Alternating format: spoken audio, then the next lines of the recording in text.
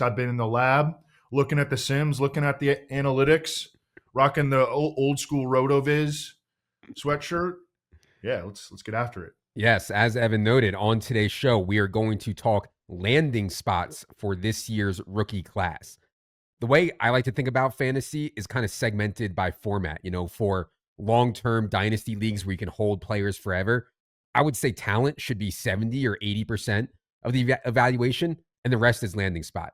For season-long, talent is maybe 40 or 50%, rest is landing spot. And, of course, for the great game of DFS, talent matters some, but the projected opportunity is a majority of what matters. Now, I want to be very clear. The way you earn opportunity in the NFL is by being good at football, by being a talent, by being open so your quarterback throws it to you, by being a freak so your coach schemes you 20 touches, etc. So there's a lot of nuance here, but what we're going to do is rank the landing spots for this year's top 26 rookies. This is roughly 70% focused on season long, aka 2025 only, and 30% of the ranking is based on dynasty, aka long-term outlook. Number one, and by the way, these are my personal rankings. Evan has barely seen these. He is going to disagree or agree as we go through here. Number one for me in rookie landing spots, Ashton Jeanty to the Raiders. You have Pete Carroll, this boomerish head coach who can be very stubborn with running the ball. They used the number 6 overall pick on Jeanty with that in mind. And the competition is a bunch of dust, right? Jeanty lands next to Raheem Mostert, 33 years old, Sincere McCormick, Zamir White. I mean, they don't even really have a pass down specialist. And this offseason, the quarterback situation was stabilized by Geno. So out of all the places that Jeanty could have gone, I thought this was one of the best. Have him number one landing spot amongst all their rookies. Evan, what do you think about that? Just an aside note, you remember that one preseason that we made a bunch of money off of Raheem Mostert for the Eagles? Yes. Chip Kelly was the coach of the Eagles at that time. That's how long that Raheem Mostert has been around. That must have been 10 years ago. I'm not even Absolutely, it was. Yeah. I think it was exactly 10 years ago. Oh, my God. But yeah, I mean, we don't have to talk about this much. Perfect blend of talent, landing spot, coaching, wide open depth chart. I mean, a bunch of those guys that you name might not even make the team. I think that Mostert probably will. But Sincere McCormick, he's on the bubble. Zamir White. I mean, Ashton Jeanty could lead the NFL in touches as a rookie. And I absolutely think that he should be a top 12 pick in redraft. Yeah, I know you haven't started working on Silva top 150 yet, but I just wanted to note for you, Evan, that very soon. But I want to know, we're at 12 overall on Ashton Jeanty in our best ball rankings, 12 overall. The best ball community is taking him at like 7 or 8. I mean, every draft I'm in, I don't get Jeanty because someone takes him. So you're never going to get him, yeah. I never get him at 6. And like, we've looked at this and it's hard. I mean, we have him for among the most carries, among the most touches in the entire league. It's still hard to get him there over guys like Nico Collins, Brian Thomas Jr., Jahmyr Gibbs, Puka Nacua. So, I don't want to make like we're sneaking anything past anyone. Ashton Jeanty, even among casual players, I think come August, September, people are going to want to take him in the top 10 of their draft. So, yeah, is what it is. I'll be curious where he comes in Silva's first top 150 of the season. Number 2 for landing spots for me was Omarion Hampton. So Omarion Hampton goes 22 overall to the Chargers. And speaking of boomer head coaches, I mean, we know what Harbaugh and Roman want to do. They want to run the ball. I mean, and they ran, I thought, when J.K. Dobbins was in there pretty efficiently last year. I mean, J.K. Dobbins is literally on the street right now out of the league. He averaged 4.6 yards per carry and scored 9 touchdowns in 13 games for the Chargers last year. So you get the Roman scheme with Joe Alt, Rashawn Slater, etc. I thought that it was a pretty good landing spot, even though Najee Harris is there and going to be a pain. Evan, what do you think of the Omarion Hampton landing spot? Yeah, and Najee Harris is there, and I do think that he's going to pain, as you mentioned, going to be a pain as you mentioned. He's on a 1-year deal. It was pretty cheap, and we saw last year that J.K. Dobbins, even despite his lengthy injury history, the Chargers were willing to give him the ball 18, 19, 20 times a game, and I think that Omarion Hampton is not going to start out the season doing that, but he could get that if something happens to Najee, or if he just simply outplays Najee Harris. I think he could get there by mid to late season. First-round draft capital is awesome for any running back. We don't see that very often. anymore. Great landing spot. Even as Najee Harris remains a pain, Greg Roman and Jim Harbaugh are going to run the ball with volume, and Omarion Hampton has big playability and workman like or workhorse caliber skills. So really, really high floor situation. I believe. I think that in Dynasty, you can absolutely consider Travis Hunter or Tet McMillan over Omarion Hampton. But in redraft, I mean, everyone should have Omarion Hampton ahead of those guys in redraft. Yeah. And so Omarion Hampton is going similar to Jeanty, like higher than I thought he would go in best ball. Right now, Omarion Hampton's ADP is 43 overall, and we're at 50 overall. So we're a little bit behind on Hampton. We expect the ADP on some of these rookies to kind of fall back as the season moves along in the best ball streets. That's going to be different from the redraft streets, where I think Omarion Hampton will go a bit later. And yeah, last point on Najee Harris. The contract was 1 year, $5.2 million. That's fully guaranteed 1 year, $5.2 million, but it's still only 1 year, $5.2 million, which is obviously not a lot at the NFL level. If you want to poke one hole in Omarion Hampton, I think it would be his passing game outlook. Najee Harris is very capable as a receiver. Omarion Hampton is considered one of the better pass blocking backs in this draft, so hopefully he'll be able to earn playing time on passing downs, but there's just not a ton of pass volume, period, in the offense as an entity. So I think that, getting him to 30, 35 catches this year would be a win. That would be the one hole that I would poke. He has a chance to score a lot of touchdowns, though, and rack up a lot of carries and yards. All right.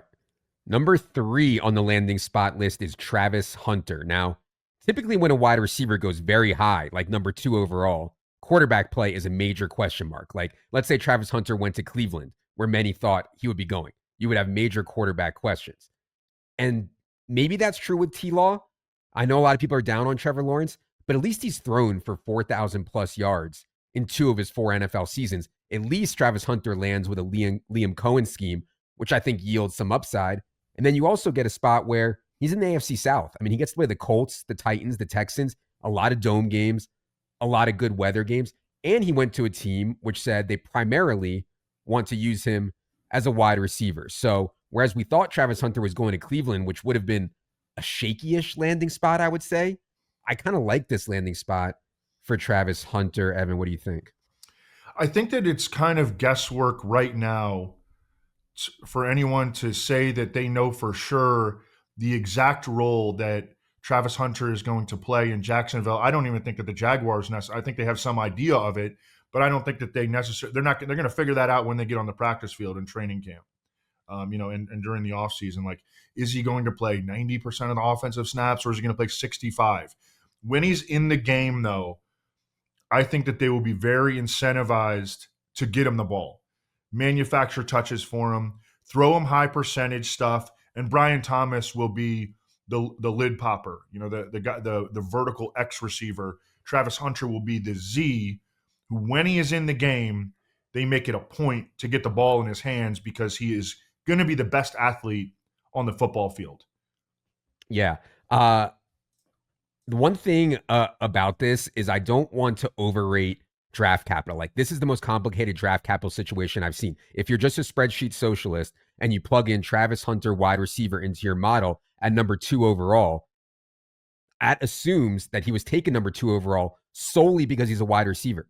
I don't think that's the case, right? And so, like, the versatility played somewhat of a role into him going number 2 overall. So I don't want to overstate the draft capital here, which scares me a little bit. And I absolutely love Brian Thomas. So we're at 41 overall right now on Travis Hunter in the best ball ranks. He's going around that range, 39, 40 or so. I've seen him go mostly. And that's expensive for a guy who could play 20, 30% of his snaps on defense, as Evan alluded to. So I agree with Evan. I'm kind of wait and see here right now, but I do like the landing spot. Number 4 on the list is Tet McMillan. Going to Carolina with top 10 draft capital, I might have called this like a year ago. I might have called this a really bad landing spot just because I thought there was a chance Bryce Young was total dust. And I think Evan and I both expressed major concerns about Bryce Young. And quite frankly, he proved us pretty wrong after he came back from the benching. After they got rid of Andy Dalton, go back to Bryce Young. Final 10 games, Bryce Young averaged 210 passing yards, 1.5 touchdown passes per game, he at least looked competent. So now I would actually call it a reasonable to slash good landing spot for Ted McMillan, but a lot depends on your Bryce Young evaluation. Evan, any thoughts on that and the landing spot for Ted McMillan? Yeah, I think that it's a great landing spot because we see the ascension of Bryce Young tangibly. We saw that in the second half of last year. He's now in the second year of Dave Canales. I expect the trajectory to continue to point upward. I mean, they've got their offensive line settled. Ted McMillan jumps into a situation where he has a chance to be the clear-cut number one receiver for Bryce Young, like in week one. Yeah. Xavier Legette is sort of like a gadgety player. I mean, I think he's kind of a fun player, but he's a gadgety player. He's a unique player. He's not the kind of guy that's really going to compete for snaps or even targets with Ted McMillan. Ted McMillan is going to be an X receiver in Jacksonville. You've got Jalen Coker, who was a nice find for the Panthers, potentially playing some big slot. And you've got Adam Thielen, who's 35 and very much year to year. I mean, he contemplated retirement this offseason. So, I mean, I think that Ted McMillan is going to be given every opportunity to be the number one receiver for Bryce Young very, very early in his rookie season, if not right away. Do you have a preference for redraft this year? I don't know if you've thought about this, between Travis Hunter and Ted McMillan for just this season only. I was thinking about that, and I think I would go with Travis Hunter, just betting on that incredible athleticism, but it's close. Yeah, we have them back-to-back in the rankings. We have Ted McMillan right now 40 overall and Travis Hunter 41 overall. All right. Number 5 on the landing spot list is RJ Harvey. Remember, leading up to the draft, there were a lot of rumors Broncos would go running back at 20th overall. And maybe they pass on Omarion Hampton at 20 overall because RJ Harvey was their man all along. So from that perspective, I think it's pretty interesting and strong draft capital. Audric Estime is there. Jaleel McLaughlin are there. But I don't think they're a big obstacle to a really big workload here and in an ascending offense with Bo Nix. So I like the landing spot a lot for RJ Harvey. We talked some about the passing game stuff with Sean Payton. And by the way, Sean Payton offenses since 2013 rank in percentage of throws to running back: first, fourth, sixth, first, second, fourth, third, first, and then sixth last year. So, Sean Payton doesn't have Kamara anymore, but even in the non-Kamara seasons, the running back throw rate is really high. And that's one of the reasons I really like that landing spot for RJ Harvey. Evan, I'm curious how much you think McLaughlin and Estime are an issue here, and any other thoughts on the landing spot for RJ Harvey. Audric Estime and Jaleel McLaughlin, although obviously on different spectrums, are very typecastable, stereotypical players with limited skill sets. Jaleel McLaughlin is sub 200 pounds. Audric Estime has never played in the passing game. So, I think that they're both obvious role players and rotational players. For RJ Harvey, the landing spot is great. As you mentioned, Sean Payton's history of really having high efficiency rushing attacks as well, in addition to throwing the ball to the running backs in the passing game. And the offensive line is loaded, and it's going to be one of the best offensive lines in the league. The team situation, I think the Broncos are going to be good. Yep. Their defense is awesome. They'll keep getting the ball back to the offense, stay in positive script scenarios. The question for me is, how good is RJ Harvey? We had guys on here, like tape guys, who loved him at the leading up to the draft, and I've heard other tape guys who are not as high on him, and his analytical profile is a little bit all over the map. He's already 24 years old. Yeah. A lot of these dudes are entering the league at age 21, just turned 21. He's 24 years old. Yeah. So he had an advantage when he was playing against college players, being significantly older than really the vast majority of college players when he did. So I don't know, if he's good, he is going to absolutely destroy, I think, right away in Denver. If he's not as good, then he's going to be a rotational back with Audric Estime and Jaleel McLaughlin, and that's going to be really annoying in a potential 3-man backfield. Yeah, I mean, the NFL clearly thought he was pretty good. Ends up going 60th overall. Jaguars and other teams allegedly really wanted RJ Harvey also. And for some of the tape stuff, I believe he was a quarterback until like 2 or 3 years ago. And then he switched to running back. So, maybe some thoughts there on why he's not quite popping for people on like the vision stuff, but still think he's going to be really fine. Number 6 on the landing spot list, Caleb Johnson to the Steelers. We talked about this one a couple times already. At Iowa, Caleb Johnson excelled in this multi-tight end zone scheme. That's exactly what Arthur Smith runs. They needed a power back to take the Najee Harris rollover, leave Jalen Warren in this passing, change of pace stuff. Caleb Johnson accomplishes that. He had the Le'Veon Bell comps. He doesn't fumble. It's like hard for me to put it into words, but he feels like a Steeler workhorse. Like it just feels like he's the kind of guy that Mike Tomlin, Arthur Smith want to put the ball in his belly 18, 19 times right out of the bat. Now, the draft capital wasn't great. NFL did not love him at all. Evan, any more thoughts on Caleb Johnson landing? Yeah, so you did these rankings, and you have him as the number 6 overall player among rookies. You have him ahead of a bunch of first-round picks. For landing spot, yes. Yes. And I totally get it. I'm not even saying that that's wrong, but that's a testament to what you described there. That it feels right. The scheme fit really feels right.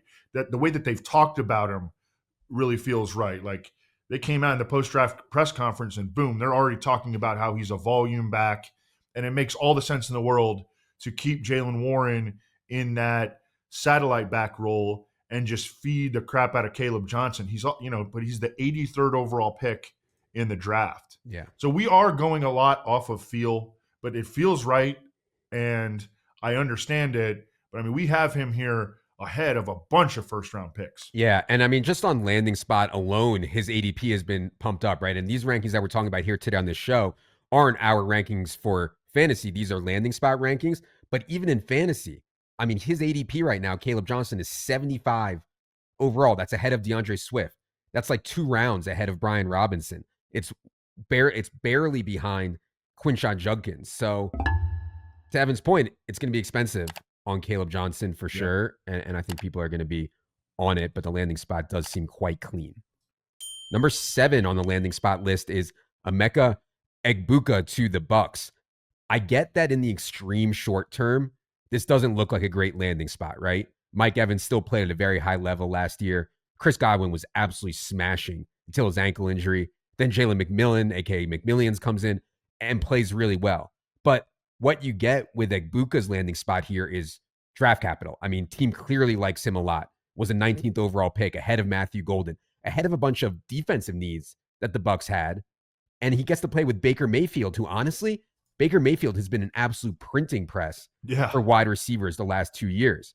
And then you also get some fragility in front of Egbuka. Mike Evans is going to be 32. Godwin's off this severe ankle injury, also had the ACL, and he's 29 now. So I kind of like the landing spot, even though I understand it's very crowded in the short term.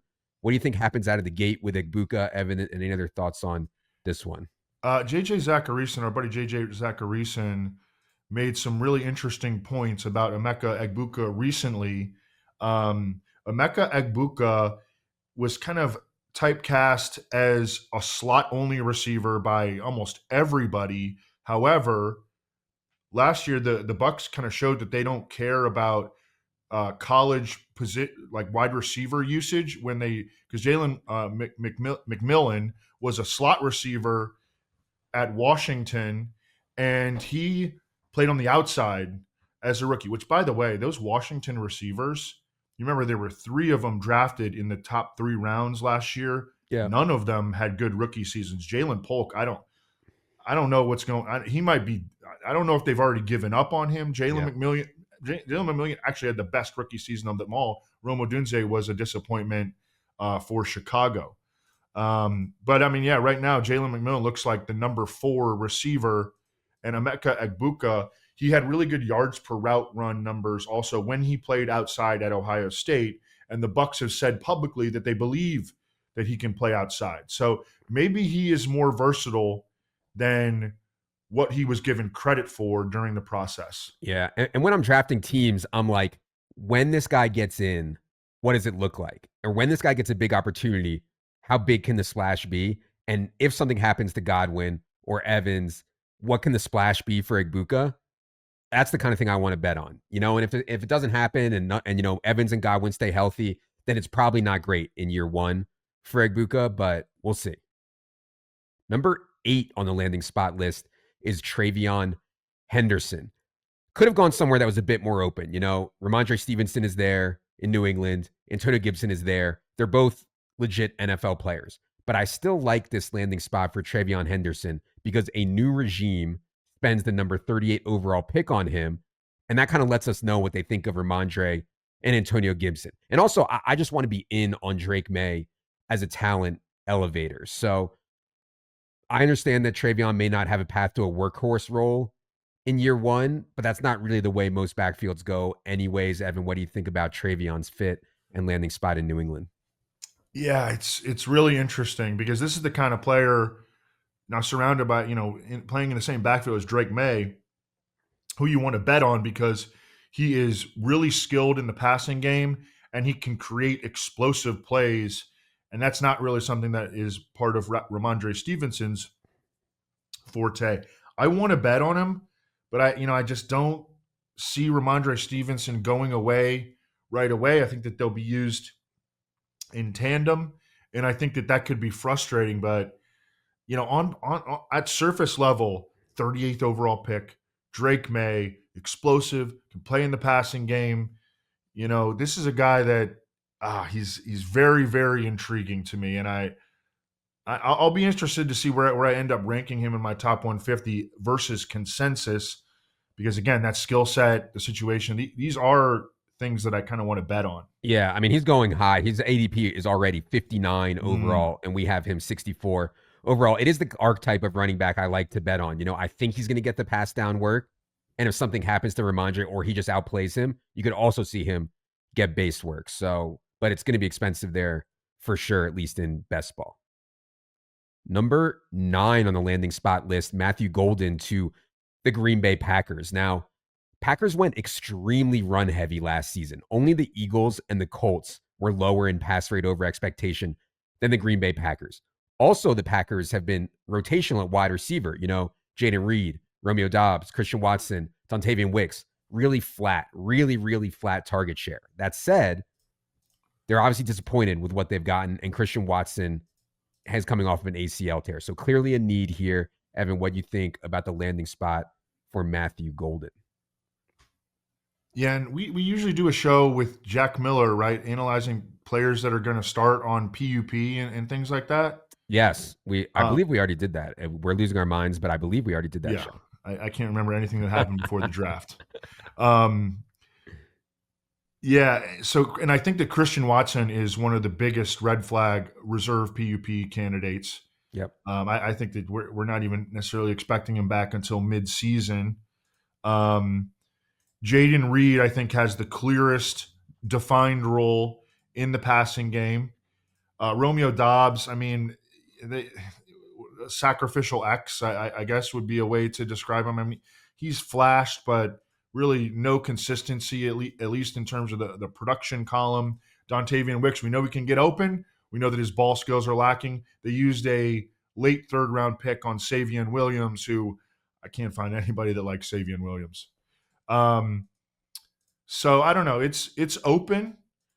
And then, we have questions about Matthew Golden from a talent perspective because he wasn't overwhelmingly productive in college, although you can dial up some excuses for that as well. So I don't know. This is I'm not fully certain on where I stand with Matthew Golden. Also, he picked number 22.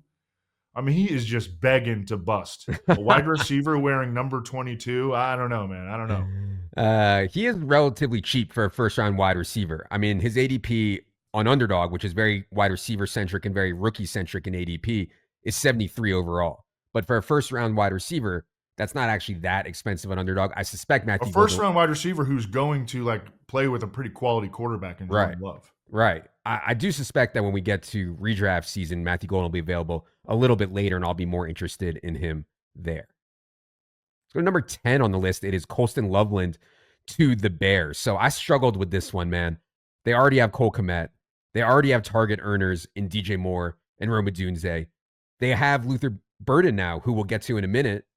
On the plus side, though, Cole Kmet can play in line, allowing Colston Loveland theoretically to thrive as a pure F or pure move tight end. He has Ben Johnson. The offensive line is improved. You can see the path for Caleb to make a leap. And I get that Colston Loveland has a lot of fans out there as like the best pass catching tight end they've seen in a long time coming out of college. I get that. It's just really, really crowded. So I put it here at 10 for the landing spot, even though he went 10th overall. Evan, what do you think of Colston Loveland's outlook in Chicago?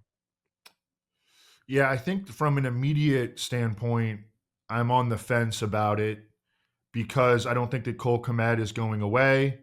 And it's just, it happens every once in a while, but it's really rare to have, a two tight end situation where there is a bankable fantasy starter. Yeah. That's difficult, and teams really have to go to great lengths to make sure that happens.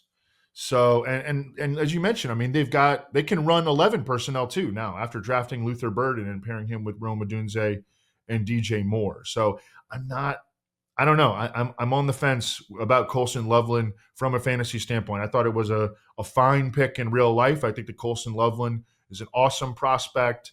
Obviously, they had him ahead of Tyler Warren on their board, which is saying something because Tyler Warren is freaking awesome. But I'm on the fence about him in year one in fantasy. Long term, I think he's going to be awesome. Yeah. But in year one, I'm on the fence. I mean, at first I was like, oh, they'll just use Loveland as their third wide receiver. Perfect. And then they go and draft Luther Burden, who we'll get to. And now I'm just, up in knots about Colston Loveland. His ADP is around 110 right now. That's roughly where we are in rank as well. Number 11, Jaden Higgins. So before the draft, it wasn't clear that Jaden Higgins would just walk into the NFL and be handed a starter's job. Would he get enough draft capital? Where would he land? Turns out he goes 34th overall, and the Texans, who took him, had a major need opposite Nico Collins as an outside wide receiver. You can also make a case that CJ Stroud can get back to his rookie year for him, where he threw for 4,100 yards and 23 touchdowns in just 15 games played. There's a path there. Slowick is gone. Offensive line is maybe less talented, but revamped. Wide receiver room is healthy, at least. So I thought Jaden Higgins was one of the big winners among rookies, considering where he could have gone and where he ended up going. Evan, what do you think about Jaden Higgins as a Texan? Yeah, this was a great landing spot for him. He got awesome draft capital, the second overall pick on day 2.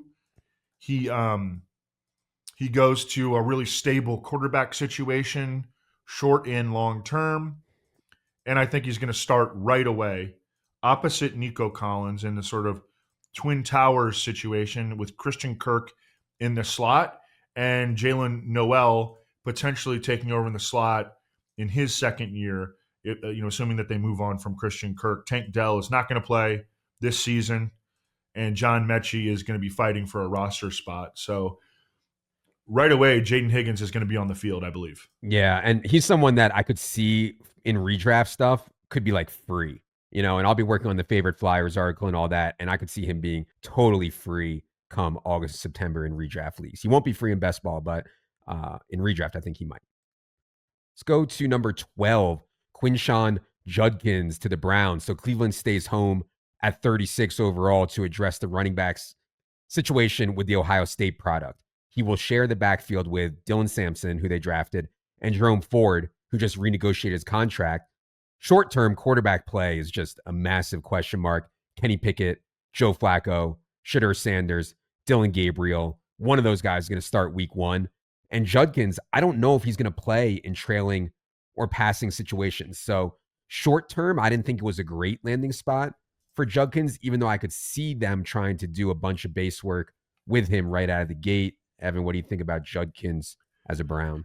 Yeah, I would have had him higher in the landing spots. Not that I'm right, that I would be right, but I would have had him higher because it looks like, first of all, he got great draft capital, 36th overall pick. Yeah, 36th overall pick, and he can jump immediately into a high volume workhorse role.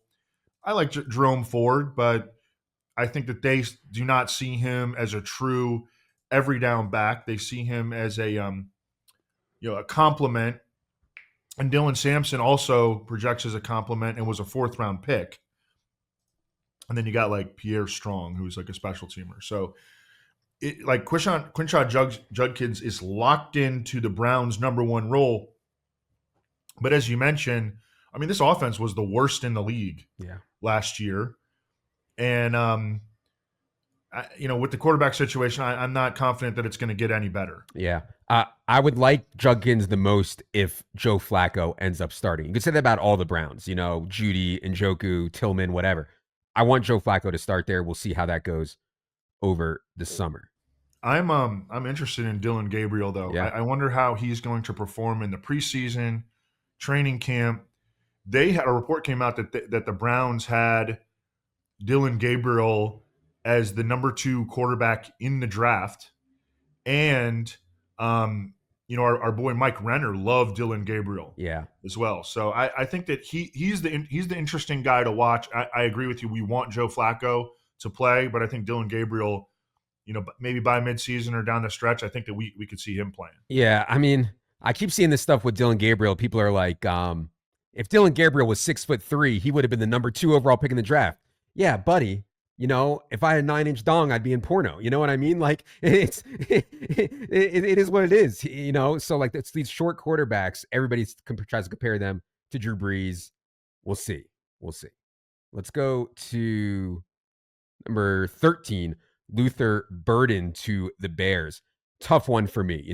39 overall for Luther Burden is exciting. It's strong, especially for a team which already had DJ Moore, Roma Doomsday, Colson Loveland, and Cole Kmet. So Ben Johnson, new coach of the Bears, must have really seen something here in Luther Burden, which makes it a nice landing spot. But it's also really, really crowded for targets. So I don't have a great handle right now on how I think they're going to use Luther Burden. Evan, I'm curious if you do, and what do you think about this landing spot?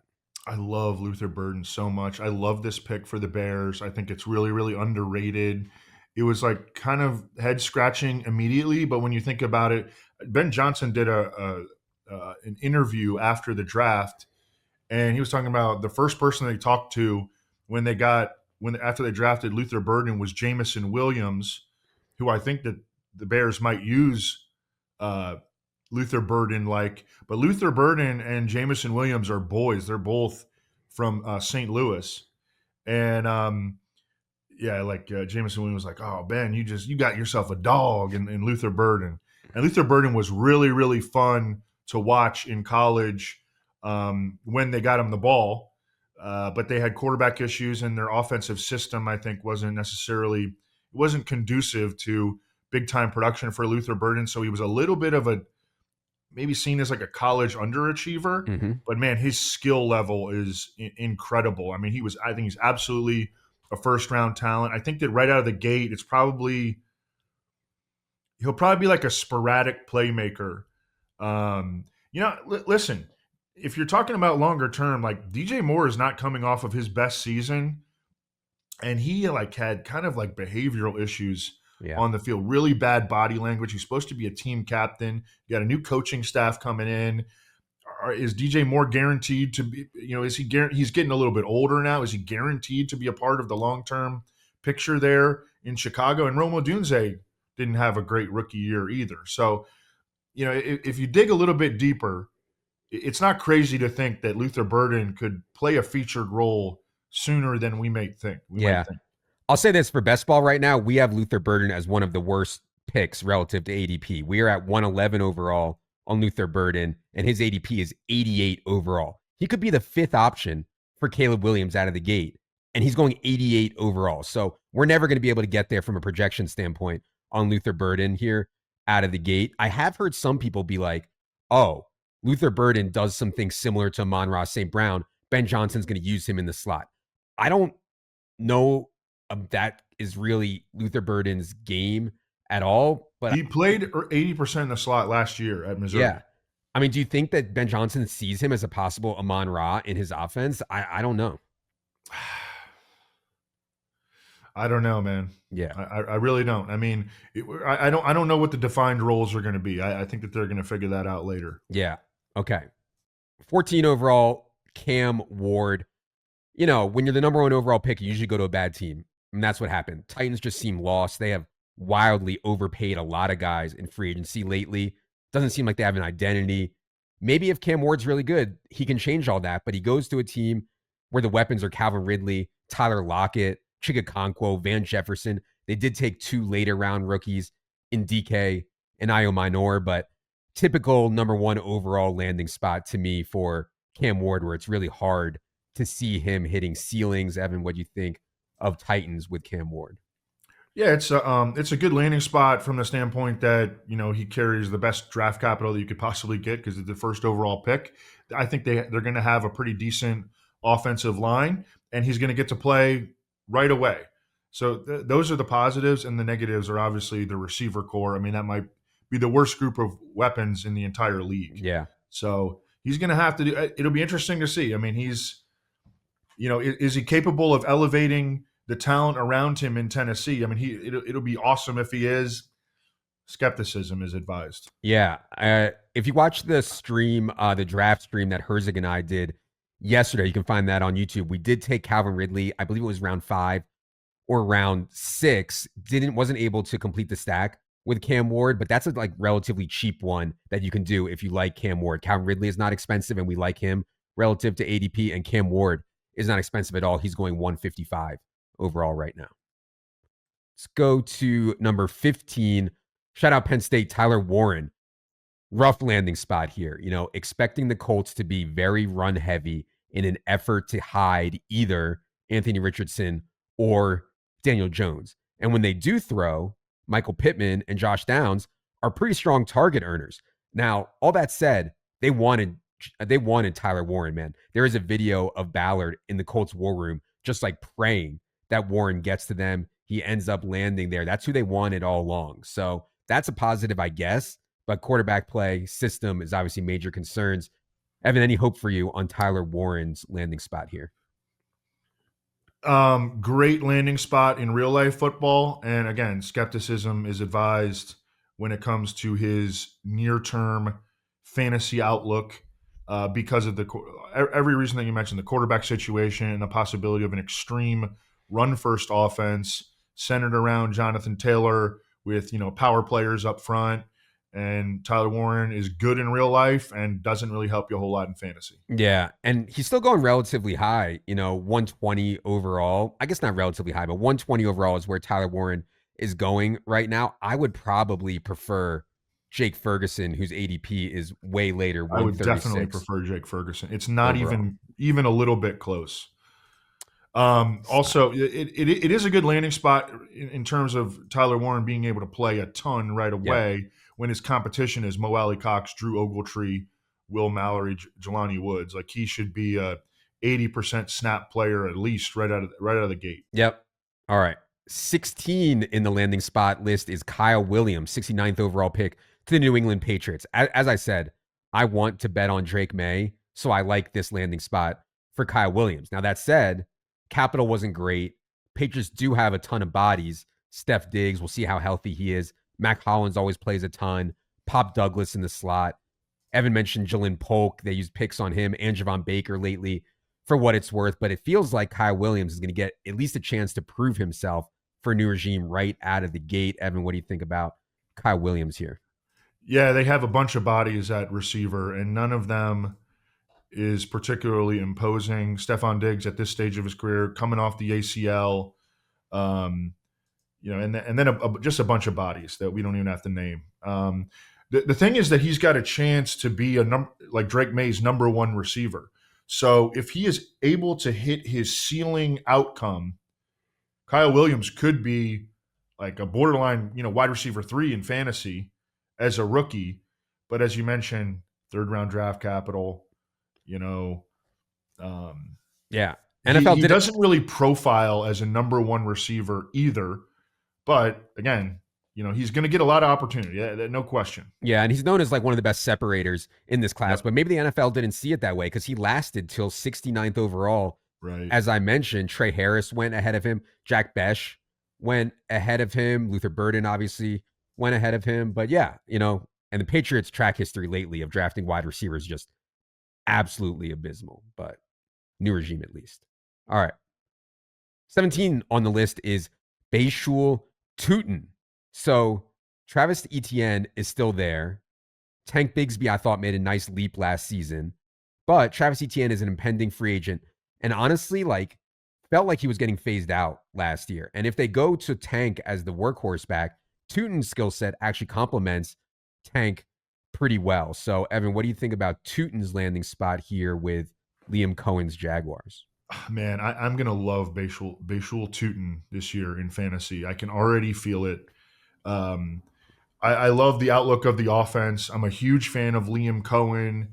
I liked Tank Bigsby last year, but he doesn't really play in the passing game.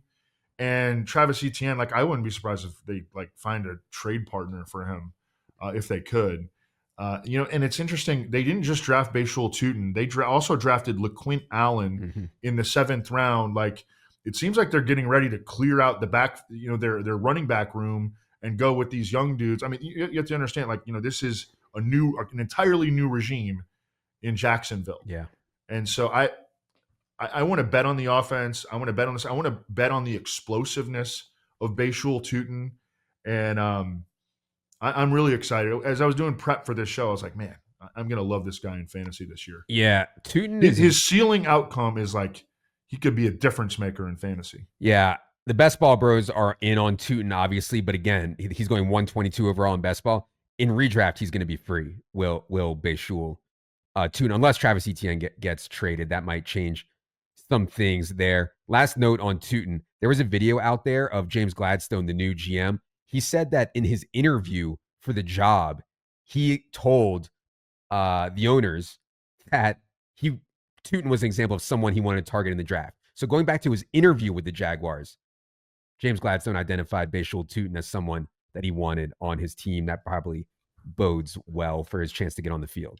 Did you see the way that the like soliloquy that James Gladstone fired off about Travis Hunter when they introduced him? I know everyone's talking about it. I didn't watch the whole thing through, but have you even seen Travis Hunter play basketball yet? Oh, I keep forgetting. And you need to start spending way more time staring at your phone to get caught up on this stuff, man. All right. I do. Honestly, it kind of depresses me that James Gladstone is 8 years younger than us, and he's like an NFL GM. We are failures. It is depressing that all these guys are so much younger than us now. But anyways, we press on. 18 overall, Jack Besh, 58 overall to the Raiders. So pretty strong draft capital here. Goes to a spot where they just got Geno Smith. Devontae Adams is gone. And Joey Myers will be 29 in November. So I could definitely see Jack Besh step right in as number 3 pass game option here, ahead of Trey Tucker, ahead of Michael Mayer. What do you think about Besh here to the Raiders, Evan? Yeah, I'm on the fence about Jack Besh's talent evaluation. Some people liked him. Some people, I mean, people couldn't even decide whether he was, who was Alec Pierce or Cooper Kupp, who are like the most diametrically opposed players in the NFL. They just have one thing in common. So I don't know what to think about him from a talent standpoint. I love this draft capital that he got, though. Yeah. I mean, he's a top 60 pick, and the situation is really nice. Geno Smith is going to give you at least competent quarterback play. And as you mentioned, I mean, he could be a starter day one. You got Jacoby Myers, he's locked in, but then Trey Tucker is like a little, miniature gadget player. And they drafted Dante Thornton, and they drafted Tommy Mellott, who's a converted quarterback. So, and like that's their depth chart at wide receiver. So the spot for Jack Besh is really, really interesting, actually. Yeah. One thing I'll say about the Raiders stuff is the division plays defense, man. Broncos are going to be one of the best defenses in the league. I think Chargers are going to have a pretty good defense, and Chiefs are going to have a pretty good defense. So from that perspective, maybe the schedule isn't that great. Obviously, they have a bunch of other games beyond that. Jack Besh is a very good athlete, man. 6'1", 214. Very, very good athlete. One of the better athletes among wide receivers in this class. So, yeah. All right. Speaking of that range of wide receiver in terms of draft capital, 19 on the list is Trey Harris. 55 overall pick. He is attached to Justin Herbert, and he fills a big need at X, where Ladd McConkey doesn't or shouldn't play. And honestly, that's enough for me. Like, clear path to playing time, and you're attached to Justin Herbert. That's probably enough for me to like the landing spot a decent amount. Does not seem like the fantasy community is very excited about Trey Harris, though. Evan, what do you think about him on the Chargers? The first thing that I think about, when I think about analyzing the Chargers offense is just they are not going to throw the ball with volume. However, Ladd McConkey had a really, really nice rookie season. Despite that, Justin Herbert, I still think he's maybe got an MVP award in his future. And Trey Harris has a chance to play a ton right away. He was the 55th overall pick. That's really, really nice. And then you got Quentin Johnston, Mike Williams, and Keandre Lambert-Smith, who they drafted later, to beat out for that number one X receiver. Ladd McConkey's locked in the slot. Trey Harris could start as a rookie. Yeah. Mike Williams, even if he starts week 1 at the X, I'd be surprised if he makes it through the season. He's just been breaking down so much, has big Mike Williams, sadly. All right.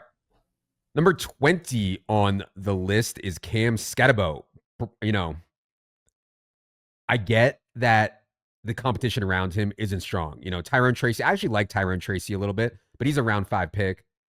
Devin Singletary is extremely unimposing. So some people will say, oh, you should have this landing spot better. But still, the Giants are projected to be one of the worst teams in the NFL, and it's hard for me to see Skattebo just icing Tyrone Tracy completely at any point. So I know I'm a little bit lower probably than consensus on this landing spot for Skattebo. Evan, what do you think about him on the Giants?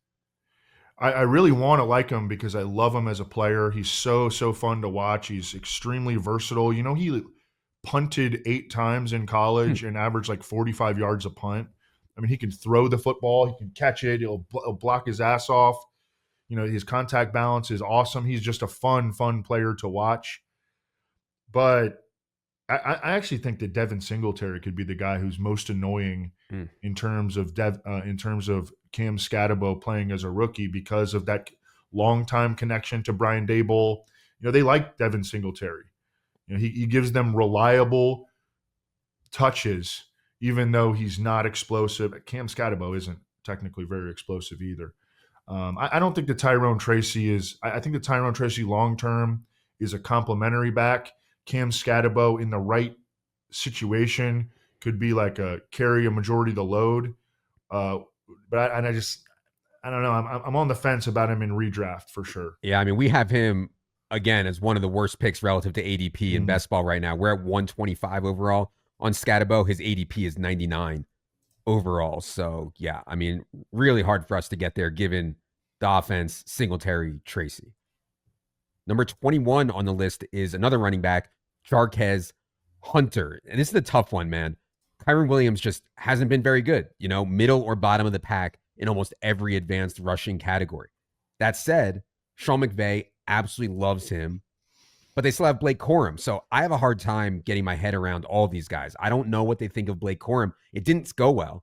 I also don't know if they're ready to be like, Kyron's not that great, man. Maybe we should go to more of a committee. So Evan, what do you think about how the Rams backfield plays out with 3 guys now, Kyren, Blake Corum, and Jarquez Hunter? Yeah, it's touch and go. I think Jarquez Hunter, there's a ceiling case for him that would make him really, really intriguing. He is the most explosive runner in the backfield, but he's a 4th-round pick. They trust Kyren Williams. They play him on so many snaps. And they used a 3rd-round pick, more draft capital on Blake Corum last year. Yeah. So wait and see. I think ultimately, Jarquez Hunter would need 1 or maybe 2 injuries ahead of him in all likelihood. That's probably the likeliest avenue for him to make any kind of noise. I don't think that he's going to leap these guys. Yeah. And when the chips are down, it's easy for the Rams now to talk about a committee. When the chips are down, McVay just loves to give the ball to Kyren Williams. Loves. So we'll see if that changes. My base case right now is that it won't change. Number 22 overall on landing spots, I have Mason Taylor, tight end for the Jets. He can walk right into a starting role. Not a lot of rookie tight ends can say that. Obviously, Loveland and Tyler Warren can in this class, but in a lot of classes, you don't just walk right into a starting tight end role. Tyler Conklin is gone. They do have Jeremy Ruckert, but I think Mason Taylor will clear pretty easily there. So that's exciting. The problem is Justin Fields at quarterback and just general Jets malaise. Sounds, Evan, though, just from talking to you before a little bit of the show, sounds like you might prefer some other tight end landing spots. But what don't you like about Mason Taylor here or any other tight ends you might have had up ahead? He's going to start, I think, day one, maybe even, but they are not going to throw the ball with any kind of volume with Justin Fields at quarterback and just no ceiling. Like the ceiling on Terrence Ferguson with the Rams, 46th overall pick, is way, way higher. He's a way better athlete as well. I mean, there's a real ceiling case to build for Terrence Ferguson, the Rams' second round pick. And I don't see that for Mason Taylor. I think Mason Taylor could have a very fine rookie season, but is not going to give you any kind of upside. Yeah, and that's certainly totally fair. Other tight ends that I did have Terrence Ferguson deeper down on the list here, 31. Also had Harold Fannin in that range also, but obviously blocked by Njoku there. All right. 23 overall, Jordan James. I just want to put this in the context of I want to take shots on runners in Kyle Shanahan's scheme, especially when Christian McCaffrey is 29 with Achilles and knee concerns, especially with Jordan Mason gone. I know Isaac Arendo is there too, but Jordan James was Renner's running back 5 in this class. Dane Brugler's running back 7. And if you just talk about landing spot, if Jordan James gets opportunity, I think he'll be pretty productive for the 49ers. Now, obviously, it's going to be a struggle to get opportunity here, barring injuries in front, but we'll see there. Evan, what do you think about Jordan James with the 49ers? Yeah, I've fallen victim to let's just bet on a Kyle Shanahan running back. You know, many a time. Joe Williams, Tyrion Davis Price, you know, so I'm not a big, like, I would prefer Jaden Blue here. Dallas, 5th round pick. I know, not the greatest draft capital, although Jordan James was 5th round pick also, too. Yeah. But I mean, Jaden Blue only has to super hyper explosive, scored 14 touchdowns on like 175 touches this past year. I think he had 42 catches. Javonte Williams, Miles Sanders are the primary competition for Jaden Blue. So I would prefer him. Okay, totally fair. 24 on the list, I have Jalen Milroe, quarterback, Seahawks. Now, the Seahawks are probably asking themselves, is Sam Darnold the long-term answer here? Probably not. We know Drew Lock is not the long-term answer. So I don't think that Milroe will start many, if any, games this year if those two guys don't get hurt. But longer term, I mean, Seattle used number 92 overall pick on a quarterback who runs like some combo of Lamar Jackson and Josh Allen, just an insane runner from the quarterback position. So I did want to get Jalen Milroe in here because long-term, he could end up being a starter if he can develop for the Seahawks. And that would be incredibly exciting for fantasy. Evan, I'm curious if you think he gets in this year at all. Any other Jalen Milroe to Seattle thoughts? I think he probably doesn't get in there this year, but if he does, I mean, like he could be a 40-point fantasy scorer. I was listening to Greg Cosell break down the quarterbacks recently, and he said that Jalen Milroe is more explosive than Lamar Jackson. Yeah. And Greg Cosell is generally not a guy who's prone to hyperbole. And that's just, whoa, more explosive than Lamar Jackson. That's a hell of a thing to say in terms of running ability. Absolutely. It's just, if he gets in, he's going to blow up. He's going to be great in fantasy. And, that'd be a lot of fun. For sure. Number 25, sticking with the Seahawks, Elijah Arroyo. This one all depends on Noah Fant if he gets cut. Again, Seahawks can save roughly $13 million against the cap by cutting Noah Fant. That would leave them with Arroyo and AJ Barner, which I think is fine. And Arroyo is like a pure pass catcher. They traded away DK Metcalf. They move on from Tyler Lockett. You have the corpse of Cooper Kupp. You have JSN. You don't have much else. So if Arroyo is actually a really good pass catcher, I could see them using him a lot, but you need Fant gone. I think, Evan, any more thoughts on Elijah Arroyo to Seattle? You need Fant gone. That's it. And I'm with you. I think that their tight end room would be fine if they roll with Elijah Arroyo and AJ Barner. Yeah. They could absolutely do that. They got to make the decision. They got to get rid of Noah Fant, and then Elijah Arroyo. He'll have a shot to make noise. All right. Last one I wanted to get in here because I think it's important. 26 overall, Isaac Tesla. Lions traded up 32 spots to draft Tesla at 70 overall. This was massively ahead of where anyone else thought that he would go. There's also been plenty of Jameson Williams trade chatter this offseason. He enters his fourth NFL season. Lions have a team option on him in 2026. But like blindly taking shots on a Lions pass catcher, we know the Lions pass game and their offense is one of the best in the NFL. They play a ton of games in the dome/turf. And Tesla, I know he wasn't that productive. He's at least an athletic freak. So Ben Johnson gone, I think, hurts this a little bit, but I still think it's a really good landing spot for him. And if they end up getting rid of Jameson Williams at some point, that could be a really clean path. So, Evan, any more thoughts on Tesla landing in Detroit?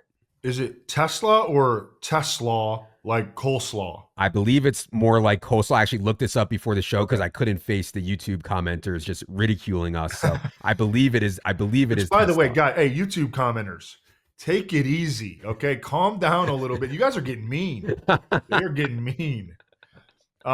Yeah, he's really interesting. The Lions, even though I give their draft a D every year, they kind of know how to pick them. They traded up for this dude. He's super, super athletic. They obviously really, really believe in him because I think that they were the only ones that believed in him. And where's the path to volume with Sam Laporta? The running backs catch passes. Amon-Ra St. Brown catches 100 every year. I think you kind of need Jameson Williams gone. Yeah, definitely. I mean, he might not even play a lot if Jameson Williams isn't gone as a rookie, but we'll see. I mean, they might be preparing for something with Jameson Williams, maybe not picking up that option or something like that going into his fifth year next year. All right. That is going to do it for our ranking of the top 26 landing spots for this year's rookie class. I think it was a good exercise for us to kind of get our heads around expected roles and outlooks for these rookies, which are very, very important in fantasy football every year. Reminder, if you're not yet subscribed to our YouTube channel, it is indeed free. Plenty of videos that don't end up hitting the podcast feed, so be sure you are subscribed on YouTube to our channel. For Evan, producer Luke, producer Ryan, I am Adam. Good luck, everybody.